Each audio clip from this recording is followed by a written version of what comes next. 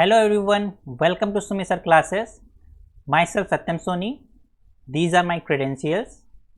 तो हम लोग ने concept wire problem series launch की है। इस सीरीज में सबसे पहले जो हमारा टॉपिक होगा, सबसे पहला टॉपिक हमारा क्या है, केमिकल काइनेटिक्स।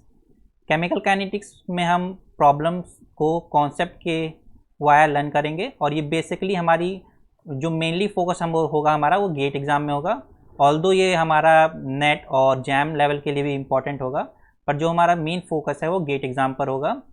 अब हम करेंगे क्या इस सीरीज़ में, सबसे पहले हम प्रॉब्लम देखेंगे, उस प्रॉब्लम में क्या कॉन्सेप्ट इन्वॉल्व हो रहा है और उस कॉन्सेप्ट से हम और कितनी प्रॉब्लम्स और सॉल्व कर सकते हैं। क्योंकि हमारा देखिए कॉन्सेप्ट तो वही रहेगा, हमारे प्रॉब्लम में कुछ माइनर चेंजेस होंगे।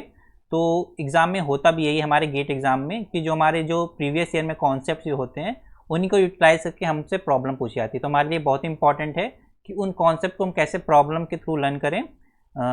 I can assure you this series will be so much helpful for you. So let's start. Okay.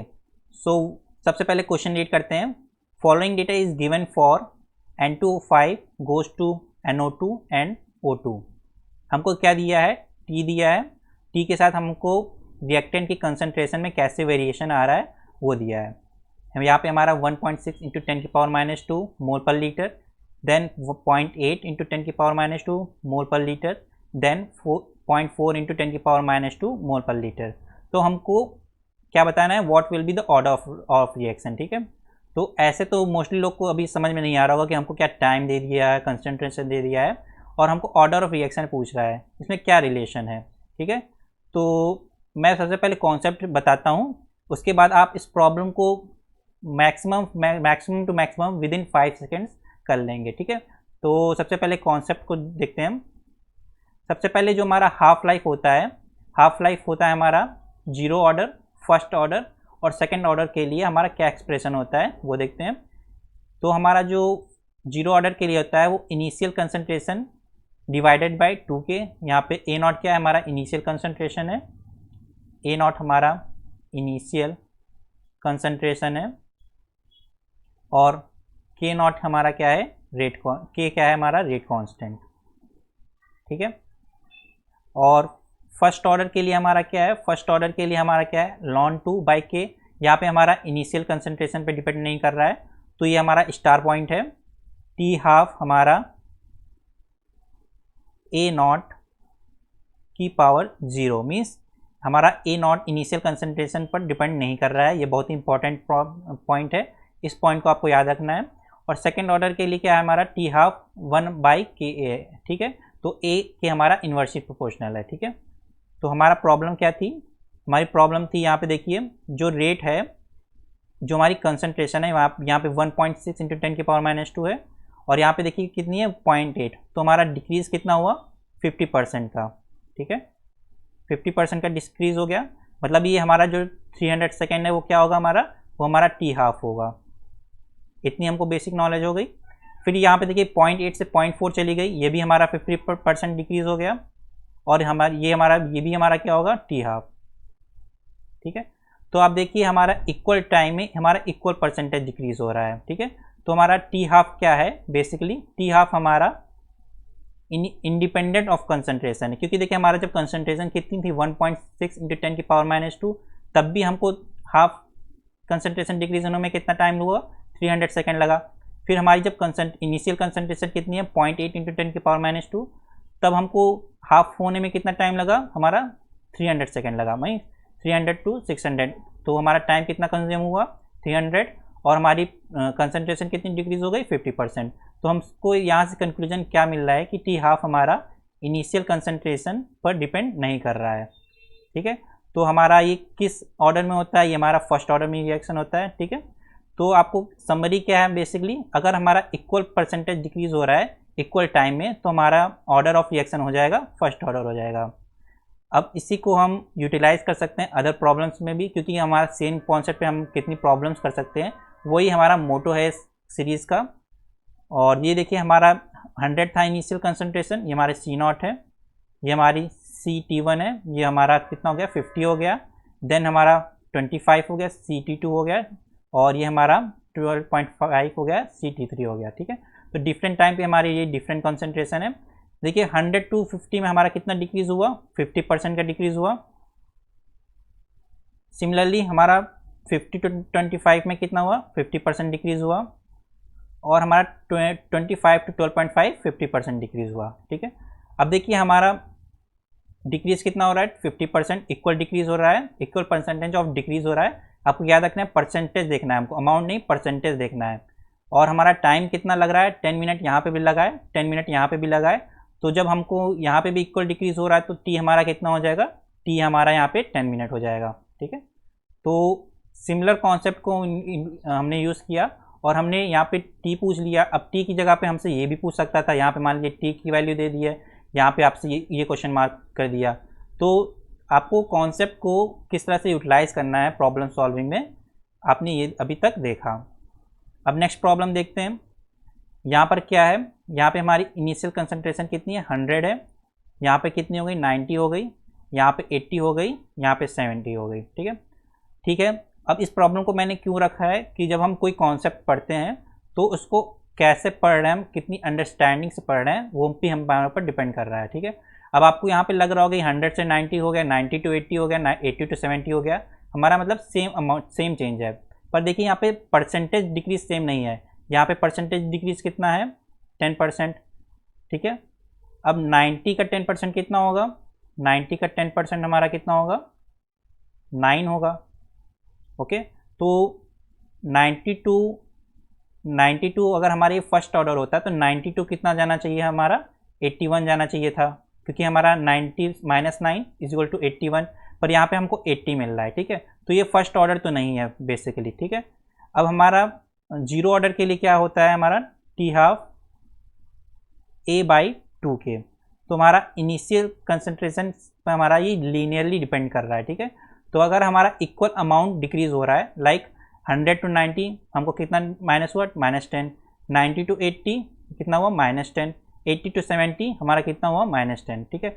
तो जहाँ पे भी हमारा इक्वल अमाउंट डिक्रीज हो रहा हो तो वहाँ पे हमारा जीरो ऑर्डर रिएक्शन होती है। जहाँ पे हमारा इक्वल परसेंटेज डिक्रीज हो रहा हो तो वहाँ पे हमारा फर्स्ट ऑर्डर रिएक्शन होती है। तो हमने अभी 2 कॉन्सेप्ट पढ़े, 2 कॉन्सेप्ट पे हमने 3 प्रॉब्लम सॉल्व की, और इस कॉन्सेप्ट पे हम आपको भी लग रहा होगा कि हम कितनी भी प्रॉब्लम्स बना सकते हैं, ठीक है। अब हमारा ये प्रॉब्लम है, in a first order reaction if the time taken for completion of 50% of the reaction is t second, then the time required for completion of 99.99% of the reaction is, ठीक है। तो सबसे पहले हम जो मेन पॉइंट्स हैं वो उनको सॉल्व करते समय हेडलाइन कर लेते हैं। अब हमको देखिए पूछ रहा है कि 99.99% रिएक्शन में कितना टाइम लगेगा, ठीक है। तो हमको इतना तो ऑब्वियस होगा कि इसमें कुछ ना कुछ रिलेशन होगा, T99.99% में हमारा कोई ना कुछ रिलेशन होगा इसका T50 से।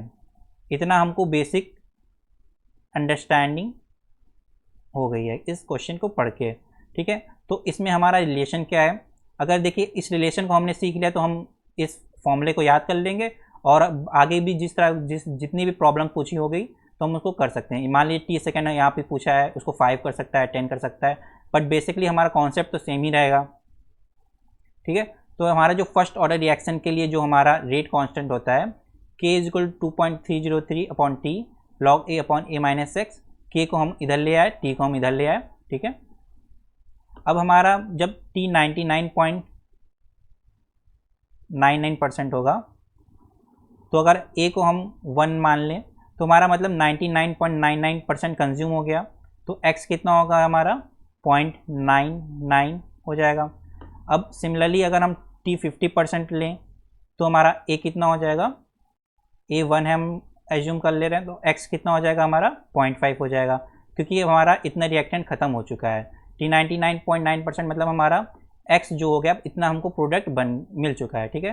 तो जस्ट हम वैल्यू को पुट कर दे रहे हैं इक्वेशंस में, तो हमारा T 99.9 कितना हो जाएगा 2.303/K log A, हम A के टर्म्स में ही ले रहे हैं, तो हमारा X कितना हो जाएगा 0.99A। सिमिलरली यहाँ पे 50% के लिए कितना हो जाएगा 0.5A। देन सिंपल मैथमेटिक्स को हम यूटिलाइज करेंगे और हमारा T 99 99.99% कितना हो जाएगा 10 इंटू टी हाफ। तो हमारा ये जो वेरिएबल है हमको 10 टाइम्स मीन्स हमारा अगर T50% में हमको अगर 5 सेकेंड लग रहे हैं तो हमको T99.9% में हमको कितने टाइम लगेगा 50 सेकेंड लगेगा। ठीक है, तो इस फॉर्मूले को हम याद रखेंगे। हमने कैसे इसको डिराइव किया वो भी देख लिया। तो हमारा T सेकेंड लग रहा था 50% कंप्लीट होने में, T99.99% में कितना लगेगा 10 टाइम्स मीन्स 10 टाइम लगेगा। ठीक है, तो मैंने बताया भी इस प्रॉब्लम में कितने मॉडिफिकेशन होते हैं। T की वैल्यू कुछ भी दे सकता है, तो आपको बस T की वैल्यू पुट करनी है और हमको आंसर मिल जाएगा। नेक्स्ट प्रॉब्लम देखते हैं। The value of rate constant for the gas phase reaction 2NO2 plus F2 is 2NO2 F is 38 decimetre cube mole inverse second inverse at 300 kelvin. The order of reaction is. ठीक है, तो यहाँ पे जो सबसे important चीज़ है हमारी सिर्फ इतनी है, जो यूनिट ऑफ रेट कांस्टेंट है वो उस हमारे लिए कैसे यूज़फुल हो रही है वो हम देखते हैं। देखिए, यूनिट ऑफ रेट कांस्टेंट का जनरल फॉर्म क्या होता है हमारा, वो होता है मोल पर लीटर की power 1 minus n second inverse.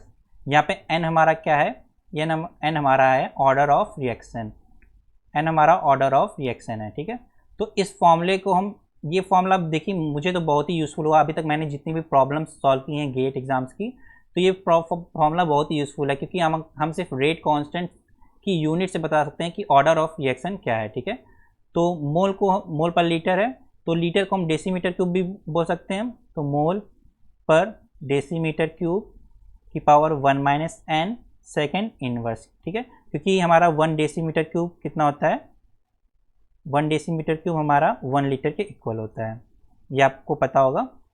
ठीक है, तो n की वैल्यू हम कुछ ऐसी रखें कि हमारा यही रेट कांस्टेंट आ जाए। ठीक है, तो n की वैल्यू अगर हम 2 रख दें तो डेसीमीटर क्यूब हमारा ऊपर चला जाएगा और मोल नीचे आ जाएगा और सेकेंड इन्वर्स रहेगा। ठीक है, तो यहाँ पे देखिए हमने सिर्फ रेट कांस्टेंट की जो जनरल फॉर्म है उससे हमने बता दिया कि order of rate of reaction क्या होगा, सेकेंड ऑर्डर होगा।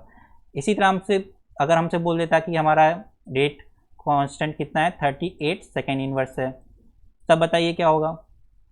अगर हमसे बोल दिया कि 38 सेकेंड इन्वर्स है, ठीक है, तो सिंपल सी बात है कि ये वाला टर्म हमारा एलिमिनेट हो रहा है, मोल पर लीटर की पावर 1 माइनस n, तो n की वैल्यू, ये पावर हमारी 0 होनी चाहिए, तो n हमारा कितना हो जाएगा 1 हो जाएगा।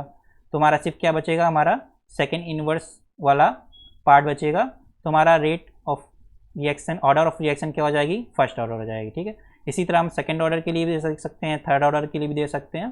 तो इसी तरह आप इस कॉन्सेप्ट से आप कितनी प्रॉब्लम्स कर सकते हैं आपने देखा होगा। अब नेक्स्ट प्रॉब्लम देखते हैं। For the reaction scheme A plus B going to C then B plus C going to D, the rate equation for the formation of D is given as, ये हमारे पास 4 ऑप्शन है A B C and D। तो यहाँ पे देखिए हमारा ये इंटरमीडिएट बन रहा है, इंटरमीडिएट हमारा B C रिएक्ट करके D बना रहा है। ठीक है, तो यहाँ पे हमारा जो कॉन्सेप्ट लगेगा steady state approximation.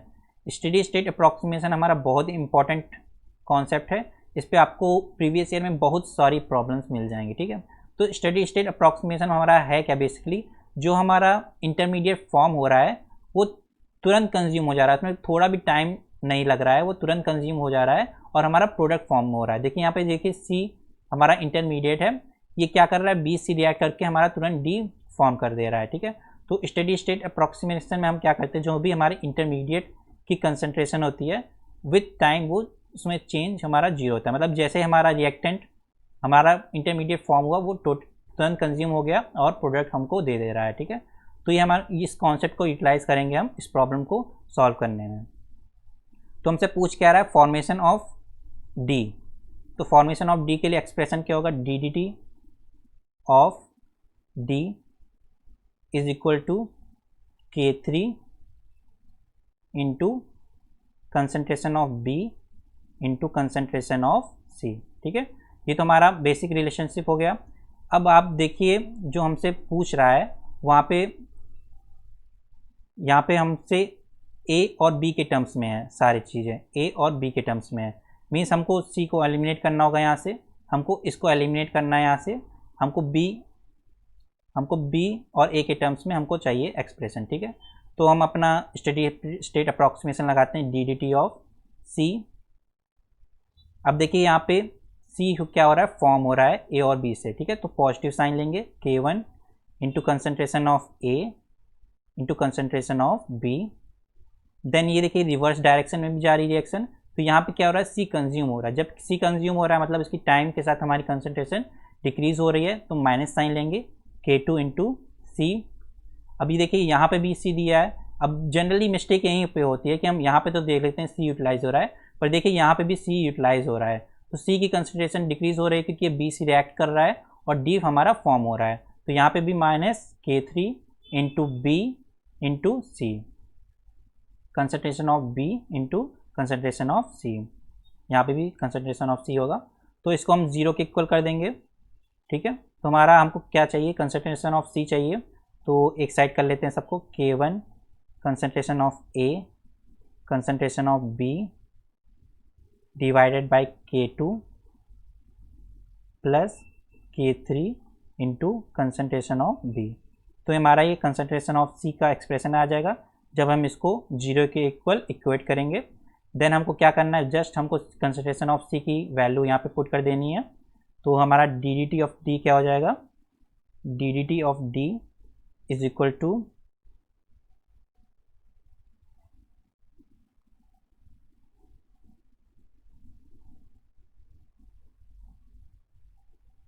K1 C A C B upon K3 K1 into K3, और कंसनट्रेशन ऑफ बी यहाँ पर पहले से है और कंसनट्रेशन ऑफ यहाँ पे है, तो कंसनट्रेशन ऑफ बी का स्क्वायर हो जाएगा और हमारा डिनोमिनेटर में क्या हो जाएगा, K2 plus K3 into C B. तो हमारा करेक्ट ऑप्शन क्या होगा, बी में हमको स्क्वायर मिल रहा है और K1 K3 मिल रहा है, बी में हमको स्क्वायर मिल रहा है और K1 K3 मिल रहा है, डिनोमिनेटर में हमको क्या मिल रहा है, K2 plus K3 C B, ठीक है। तो K2 plus K3 C B हमारा जो करेक्ट ऑप्शन हो जाएगा, सी ऑप्शन हमारा करेक्ट हो जाएगा, ठीक है। तो स्टेडी स्टेट अप्रॉक्सीमेशन में हमको सबसे पहले क्या आना चाहिए, हमको रेट लॉ लिखना आना चाहिए, और हमको किस चीज़ को पूछ रहा है और हमको ऑप्शन में क्या क्या टर्म्स दिए हैं, ये बेसिक चीज़ें आनी चाहिए। तो आपसे इस तरह की प्रॉब्लम बहुत ही ज़्यादा पूछी गई हैं प्रीवियस ईयर में, तो ये हमारा स्टेडी स्टेट अप्रॉक्सीमेशन बहुत ही इम्पॉर्टेंट कॉन्सेप्ट है, ठीक है। आगे भी मैं इसके कई कॉन्सेप्ट अभी प्रॉब्लम डिस्कस करूँगा, अभी तो मैं बेसिक से स्टार्ट कर रहा हूँ, बाकी धीमे धीमे हम एडवांस प्रॉब्लम्स भी देखेंगे। इस लेक्चर को मैं थोड़ा डायल्यूट ही रख रहा हूँ। अब नेक्स्ट प्रॉब्लम देखते हैं। The decomposition of ethane follows the rate law, कि हमको रेट लॉ दिया है विथ द रेट कांस्टेंट के। अब आपको एक्टिवेशन एनर्जी दी है A1 EA1 EA3 EA4 and EA5, ठीक है। तो हमसे activation energy for overall reaction पूछा है, ठीक है। तो ये हमारा ओवरऑल रेट कांस्टेंट है, इसकी करस्पॉन्डिंग जो हमारी एक्टिवेशन एनर्जी होगी वो हमसे पूछा है। तो आपको अर्नहीनियस लॉ पता होगा, बेसिकली हमारा A इंटू ई की power minus EA by RT, ठीक है। यहाँ पे EA क्या हमारी एक्टिवेशन एनर्जी है। जब सेम एक्सप्रेशन को हम इस लॉ में पुट करेंगे तो हमारा देखिए K1 क्या हो जाएगा, K1 क्या हो जाएगा हमारा EA1 इंटू ई की power minus EA1 by RT, ठीक है। टेम्परेचर तो हमारा सेम है और R की वैल्यू भी हमारा यूनिवर्सल कांस्टेंट है। चेंज क्या होगा, हमारा A1 चेंज हो सकता है और एक्टिवेशन एनर्जी तो चेंज ही होगी। अब इसी सिमिलरली हमारा K2 क्या हो जाएगा, K2 हमारा हो जाएगा A2 इंटू ई की power minus EA2 by RT।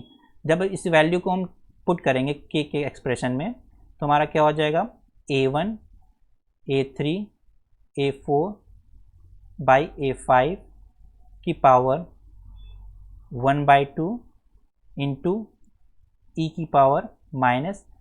अब देखिए जो यहाँ पे पावर में जो मल्टीप्लिकेशन होता है वो एडिशन में चला जाता है, तो EA1 प्लस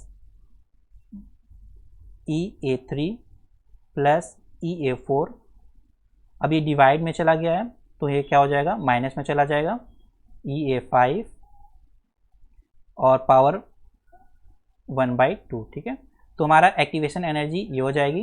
अब हमको जस्ट इससे कंपेयर करना है, तो हमारी एक्टिवेशन एनर्जी क्या हो जाएगी, एक्टिवेशन एनर्जी हमारी ये एक्सप्रेशन हो जाएगी। तो हमको जस्ट वैल्यू पुट करनी है। EA1 हमारी कितनी है 350 प्लस EA3 कितना है हमारा 160, देन EA4 हमारा कितना है 30 और ये कितना है 10 -10 डिवाइडेड बाई 2। तो हमारा कितना आ जाएगा वैल्यू 350 प्लस 30 380 माइनस 10 370 माइनस 160 210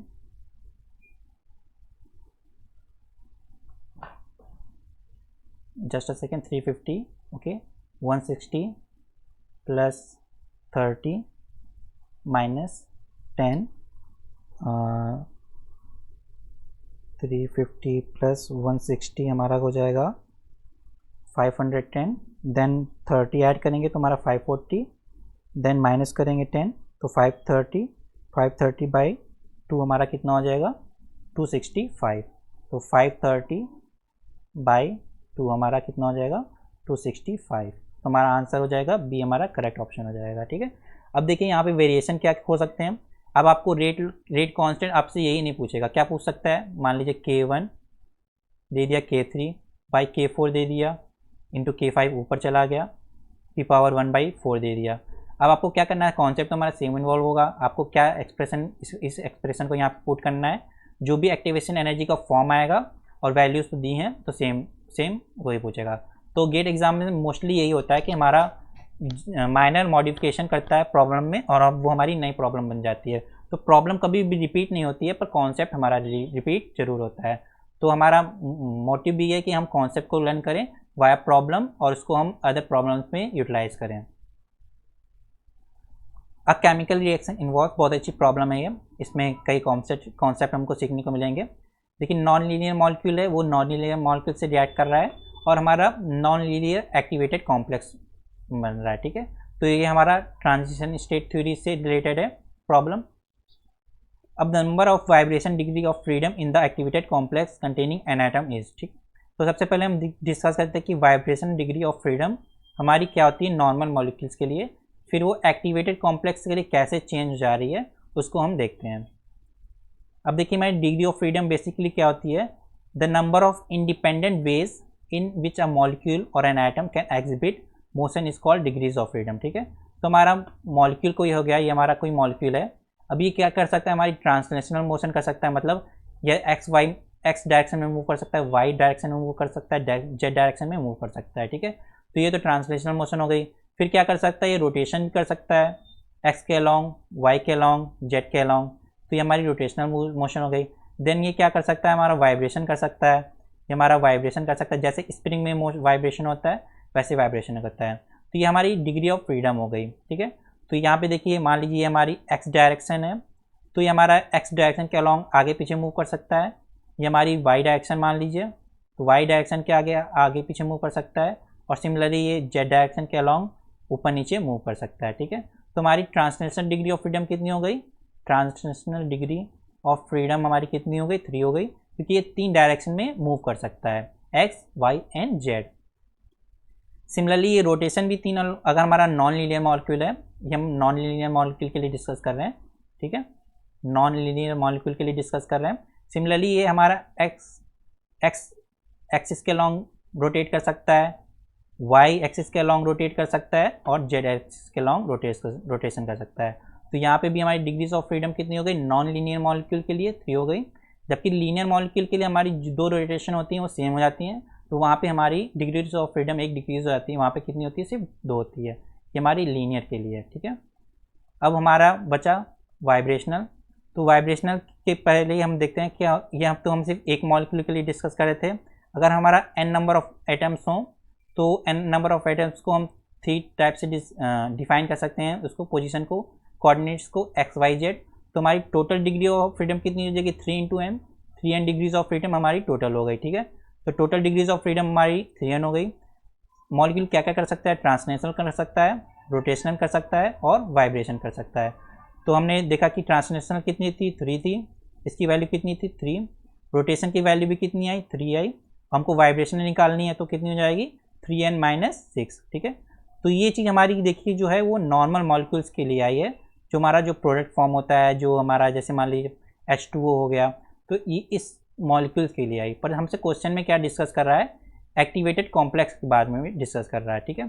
तो देखिए हमारा ये एनर्जी, और आपने रिएक्शन कोऑर्डिनेट का ये पढ़ा होगा, ये हमारा स्टार्टिंग मटेरियल है, ये हमारा प्रोडक्ट है, ये हमारा एक्टिवेशन एनर्जी, ये हमारी ट्रांजिशन स्टेट के थ्रू जा रहा है, 2 ट्रांजिशन स्टेट के थ्रू जा रहा है, ये हमारा इंटरमीडिएट हो गया, ये हमारा चेंज इन एंथैल्पी हो गया।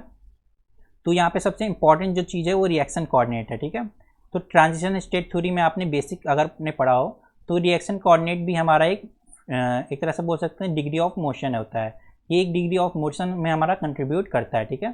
तो अगर हमको 3n-6 vibrational degree of freedom मिल रही है तो उसमें से हमको एक माइनस करना पड़ेगा, क्योंकि हमारा वो रिएक्शन कोऑर्डिनेट के लिए कंट्रीब्यूट कर रहा है। तो हमारी total vibrational of degree of freedom कितनी हो जाएगी, 3n-7, ठीक है। तो 3n-7 हमारा करेक्ट ऑप्शन हो जाएगा। अब यहाँ पे देखिए वेरिएशन क्या कर सकता है प्रॉब्लम में, मान लीजिए वो आपको H2O मॉलिक्यूल दे दिया, अब उसने n की वैल्यू तो दी नहीं, तो n तो आपको बेसिक नॉलेज होनी चाहिए कि हमारा नॉन लीनियर मॉलिक्यूल है पहली बात, और n की वैल्यू कितनी हो जाएगी, 3 हो जाएगी। तो 3n-7 करेंगे तो 3 × 3 -7, तो 3 × 9 -7 = 2, ठीक है। इसी तरह हमको कोई और मॉलिक्यूल दे सकता है, नॉन लीनियर मॉलिक्यूल दे सकता है या लीनियर मॉलिक्यूल दे सकता है। तो इसी प्रॉब्लम में बहुत ही ज़्यादा वेरिएशन कर सकता है, आपसे सेम प्रॉब्लम तो नहीं पूछेगा कि यही प्रॉब्लम आपसे एग्जैक्टली पूछ लिया, तो पर आपको वो n की वैल्यू कुछ दे सकता है, कोई आपको लाइक बेंजीन मॉलिक्यूल दे दिया तो नॉन लीनियर मॉलिक्यूल है। तो आपको लीनियर और नॉन लीनियर भी पता होना चाहिए, जैसे CO2 हो गया हमारा, CO2 हमारा लीनियर मॉलिक्यूल है, ठीक है।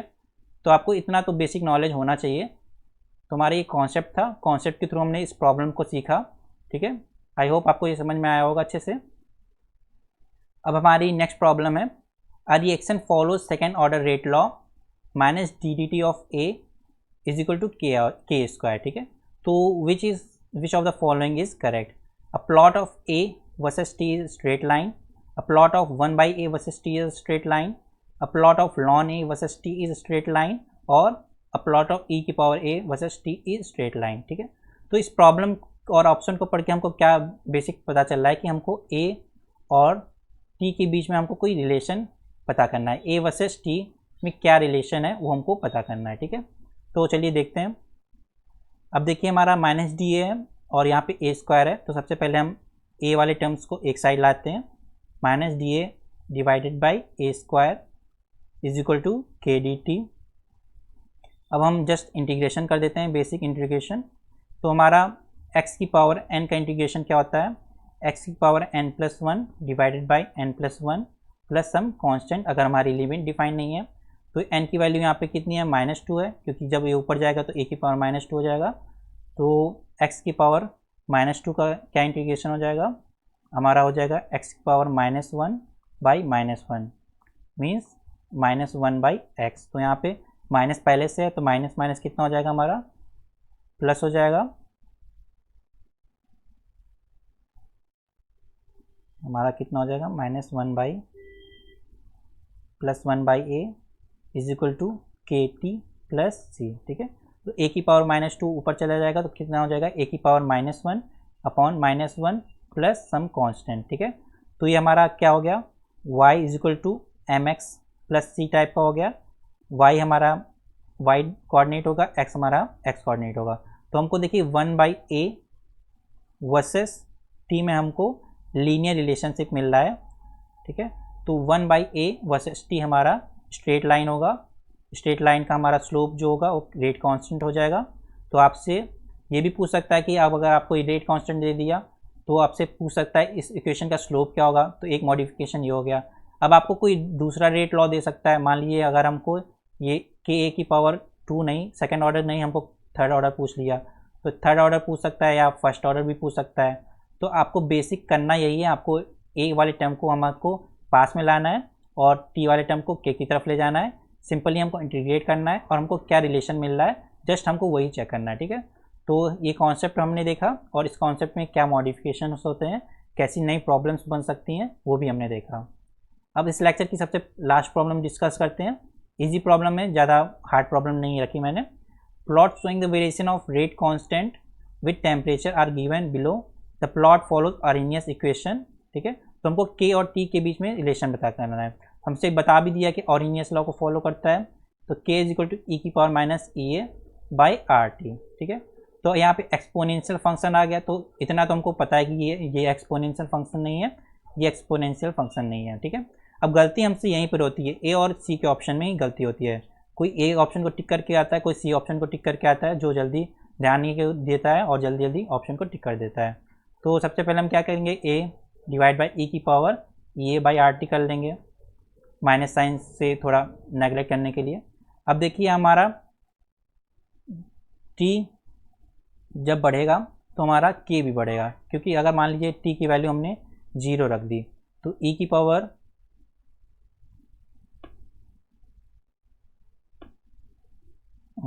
टी की पावर 0 रख दी, तो हमको ई की पावर ये बाई आर टी। ठीक है, इतना ठीक है। मान ली टी की पावर हमने इन्फिनिटी रख दी, तो ई की पावर माइनस इन्फिनिटी कितना होता है, ई की पावर माइनस इन्फिनिटी 0 होता है, तो ये हमको कितना मिल जाएगा, 0 मिल जाएगा। ठीक है, तो इनफाइनाइट टाइम पे हमको क्या मिल जाएगा, के की वैल्यू 0 हो रही है।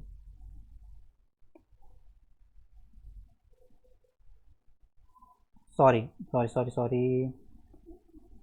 के इज इक्वल टू ई की power minus E A by R T.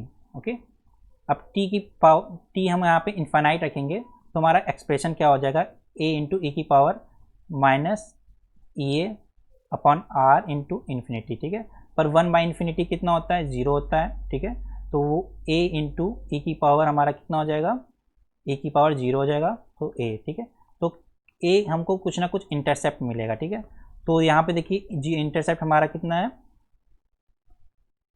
Intercept हमारा यहाँ पे इनफाइनाइट टाइम पे कितना है, कुछ ना कुछ इंटरसेप्ट है हमारा। ठीक है, यहाँ पे कितना इंटरसेप्ट है, यहाँ पे हमारा 0 है। ठीक है, तो हमारा देखिए इनफाइनाइट टाइम पे, इनफाइनाइट टाइम हमने रखा, t is equal to infinite रखा, तो हमको यहाँ पे चेक करना है, इस रीजन में हमको चेक करना है इनफाइनाइट टाइम पे। अब हमको क्या मिल रहा है, के की वैल्यू कुछ मिल रही है, मतलब ए कुछ भी हो सकता है।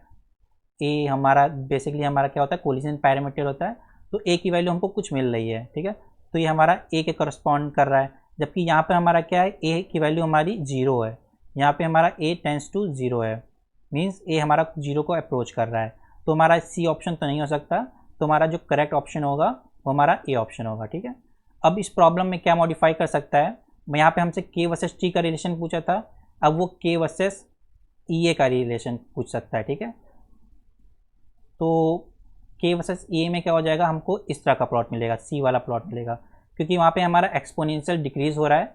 ई ए देखिए, ई ए वाला टर्म हमारा नेगेटिव साइंस के साथ है, वहाँ पे एक्सपोनेंशियल डिक्रीज हो रहा है। ठीक है, तो इस प्रॉब्लम में हमसे दो तरह की मॉडिफिकेशन हो सकती है, के वर्सेस टी का रिलेशन पूछ सकता है या के वर्सेस ई ए का रिलेशन पूछ सकता है। ठीक है, तो आपको याद रखना है, जल्दबाजी नहीं करनी, सबसे पहले आपको क्वेश्चन अच्छे से पढ़ना है, उस क्वेश्चन में क्या ग्राफ दिया है उसको पढ़ना है, क्योंकि आप जल्दीबाजी में पहली बात करेंगे तो आप पहली बात प्रॉब्लम पढ़ने में टाइम कंज्यूम करेंगे, ऑप्शंस में टाइम कंज्यूम करेंगे, कुछ पेन पे आप सॉल्व करेंगे वो टाइम कंज्यूम करेंगे, फिर आपने कुछ गलत कर दिया, फिर आप प्रॉब्लम में बैक साइड जाएंगे।